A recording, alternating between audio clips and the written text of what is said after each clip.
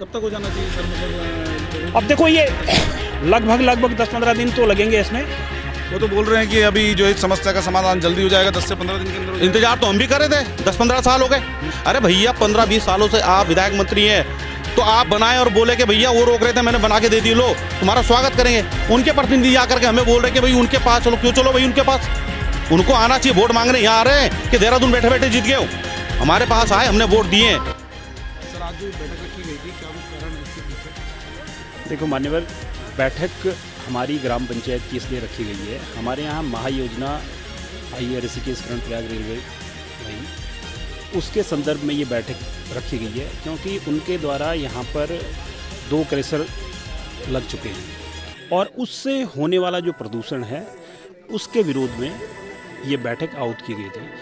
हमारा योजना का विरोध नहीं है, लेकिन उससे होने वाले जो प्रदूषण हो रहे हैं उनका विरोध है कि आप उसको विधिवत तरीके से टेक्निकली जो है वो प्रदूषण आप ख़त्म करो और अपना काम करो। हमारा योजना का विरोध नहीं है। दूसरी बात है कि ग्राम पंचायत के लोगों की जो छोटी मोटी समस्याएं हैं, सड़क की, बिजली, पानी, उस संदर्भ में ये जो है बैठक आहुत की गई है।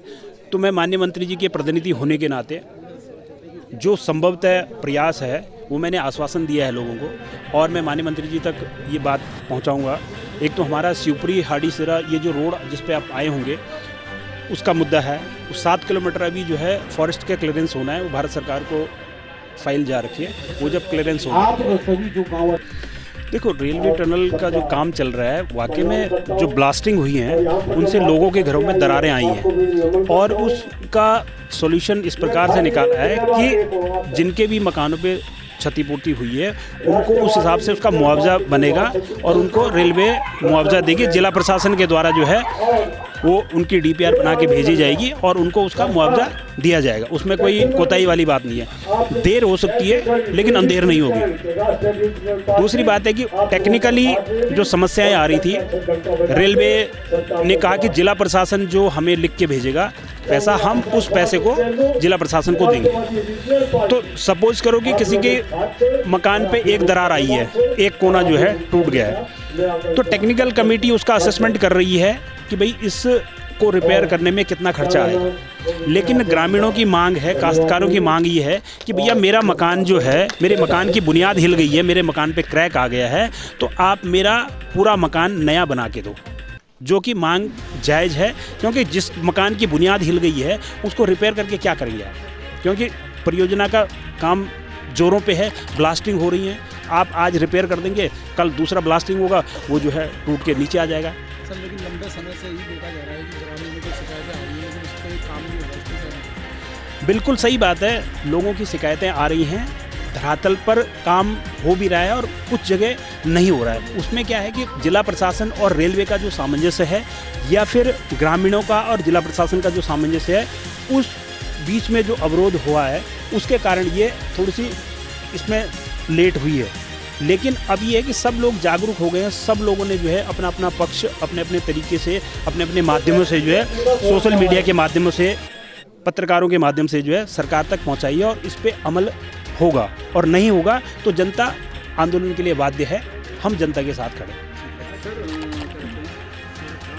हर कार्य में जब भी कोई नुकसान होता है तो जिसका नुकसान होता है उसको कुछ ना कुछ दे दिया जाता है और सरकार के ही कार्य में कोई नुकसान होता है। सरकार के कार्यों में नुकसान होने का मतलब ये है कि देखो, जो योजनाएं धरातल पर कार्यरत हैं उस पर विलम्ब भी होता है, उसमें बाधाएं भी उत्पन्न होती हैं, और उस बीच का जो नुकसान है वो तो ऑलरेडी उस प्लान में इंक्लूड रहता है कि भाई इसमें ये समस्याएं आती हैं। अभी सपोज 82 में जो है लोगों ने धरना दिया, 1 हफ्ता टनल का काम रोका गया।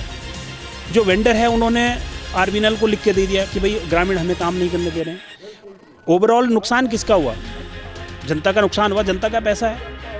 लेकिन अब स्थानीय जनताओं को इग्नोर नहीं किया जा सकता, उनकी जो समस्या है उनको इग्नोर नहीं किया जा सकता। उनके घरों में दरारें आई हैं, उनका पानी सूख गया है, तो वो हमारा काम है, सरकार का काम है, जिला प्रशासन का काम है कि उनको वो सुविधाएं मुहैया कराएं। उस बीच में जो भी डिस्टर्बेंस होती है, जो भी गैप आता है, जो काम बाधित होता है, ओवरऑल जनता का ही नुकसान है। लेकिन भाई काश्तकार वो तो बाध्य है ना, जब उसको पानी नहीं मिल रहा है, उसका मकान उजड़ गया है, उसके मकान पे दरार आ गई है, वो बाहर टेंट में सो रहा है, तो वो ऑब्वियसली है कि वो जो है आंदोलन करेगा।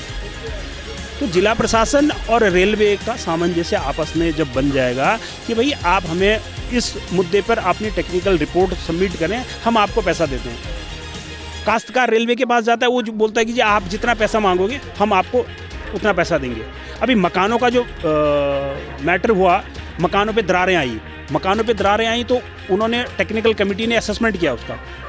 अब उन्होंने डेप्रिसिएशन के हिसाब से जो है असेसमेंट कर दिया। उन्होंने कहा जी आपका मकान जो है 15 साल पुराना है, तो आपकी डेप्रिसिएशन वैल्यू आज की डेट में ये बनती है। अब उतने में तो मकान बनेगा नहीं। हमने ये सजेशन दिया था कि भाई जिस काश्तकार का मकान ढह गया है, जिस काश्तकार का मकान पे क्रैक आगे नींव हिल गई है, आप उसके पूरे मकान का असेसमेंट करके और आज का जो रेट है, आज जिस रेट पे वो मकान बनेगा उसकी वैल्यू निकाल के आप रेलवे से पैसा लो।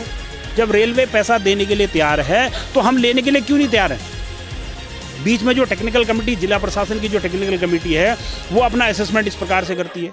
काश्तकारों का कहना है कि भाई चाहे मेरा 100 साल पुराना मकान था, मेरा मकान तुमने तोड़ दिया, मुझे नया मकान बनाना है, आज की डेट से, आज की लागत से मैं अपना मकान बनाऊंगा, और आप मेरे मकान का जो वैल्यू है वो 2 लाख रुपये निकाल रहे हैं, तो मैं 2 लाख में कैसे मकान बना दूंगा? भाई काश्तकार अपना सही है, अपनी जगह सही है। ये रेलवे कार्य को लेकर अभी तक जितना भी नुकसान हुआ है, उसका कितना पैसा अभी तक प्राप्त हुआ है उन लोगों को जिनका नुकसान? देखो कई जगहों पे जो है, जैसे आप 82 से पहले एक बल्देखाना, एक तोक है जहाँ पे लगभग 20-30 परिवार रहते हैं, उन लोगों को 50 और 60% घरों का मुआवजा जो है रेलवे द्वारा दिया गया है। जो जिला प्रशासन को पैसा आ गया और जिला प्रशासन ने उनको बांट भी दिया, कुछ को बांट दिया, कुछ बचे हुए हैं। तो हमने उसी की तर्ज पे जो है, मेरी जब SDM साहब से बात हुई, देवेंद्र नेगी जी से, मैंने उनको भी यही सजेशन दिया कि आप जो है, जो काश्तकार की डिमांड है, भाई मेरी झोपड़ी थी, मेरा मकान था, मेरा आधा टूट गया, मैंने नया बनाना है। अब मेरा पुराना मकान था लेकिन मुझे बनाना तो नया पड़ेगा, और नया बनाना है तो उसके लिए उसकी कीमत चाहिए। जब आप मुझे कीमत देंगे तभी तो बना पाऊंगा मैं। मैंने तो बोला नहीं तुम्हें कि मेरा पुराना मकान है तुम तोड़ दो। तो ये समस्याएं जो है हमने प्रशासन के सामने भी रखी है। मैं माननीय मंत्री जी के प्रतिनिधि होने के नाते माननीय मंत्री जी ने भी जिला प्रशासन को ये निर्देश दिए हैं कि भाई काश्तकार का जो नुकसान हुआ है उसको उसका उचित मूल्य दो। और हमारे जो लोकल मुद्दे हैं, गांव के सड़क का मुद्दा है, जैसे मैंने पहले बताया कि अभी 7 किलोमीटर इसमें जाजल मिलने के लिए बीच में पैच छूटा हुआ है, जो कि वन विभाग के कारण जो है भारत सरकार को फाइल जा रखी है। जब उसकी स्वीकृति आ जाएगी तो ये रोड टच हो जाएगी, इसमें काम शुरू हो जाएगा। इसका डामरीकरण का मुद्दा है। अब डामरीकरण का मुद्दा मैं 1-2 दिन में पता करके विभाग से भी कहाँ तक इसकी DPR गई है, क्या हुआ है, वो मैं आके अपने गाँव वालों को समझा दूंगा कि भाई इतने दिन में जो है इसकी DPR आ जाएगी और इसमें काम शुरू हो जाएगा। दूसरा, हमारे यहाँ क्या है, ये पर्यटक ग्राम हो गया है, यहाँ पर सैकड़ों कैंप लग गए हैं। यहाँ पर सबसे बड़ी समस्या आ गई है गार्बेज की। जो कैंपों का कूड़ा है, उस कूड़े का निस्तारण कैसे किया जाएगा? तो हमने सभी कैंप वालों से ये बोला है कि भाई आप जो है एक समिति बना के और इस कूड़े का सही निस्तारण के लिए जो है योजना बनाओ। क्योंकि आप अगर यहाँ से ऋषिकेश लेके जाएंगे कूड़ा, ऋषिकेश ऑलरेडी नगर निगम जो है कूड़े का ढेर बना हुआ है, नगर पालिका मुनि की रेती में, वहाँ पे आप यहाँ का कूड़ा ले जाके डाल नहीं सकते हैं। तो इस कूड़े का जो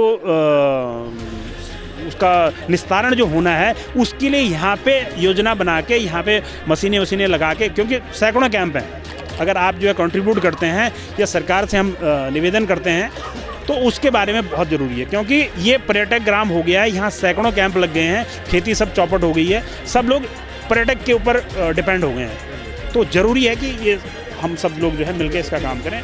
धन्यवाद। यहाँ पे जो ग्रामीण की जो समस्या है, लंबे समय से समस्या चली आ रही है, क्या कुछ कहेंगे कि समाधान नहीं हो रहा है? समस्याएं आए दिन घूम आती हैं और आए दिन हम लोगों को भी कॉल आती रहती है, क्या कहना चाहेंगे?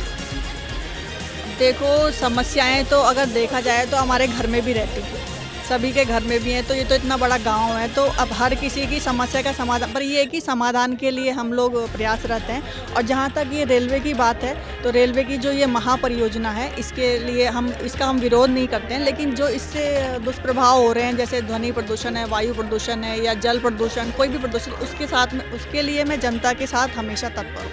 और अगर जनता आंदोलन करती है तो उसके आंदोलन के लिए बाध्य है, मतलब तो मैं भी उनके साथ हमेशा तैयार हूँ।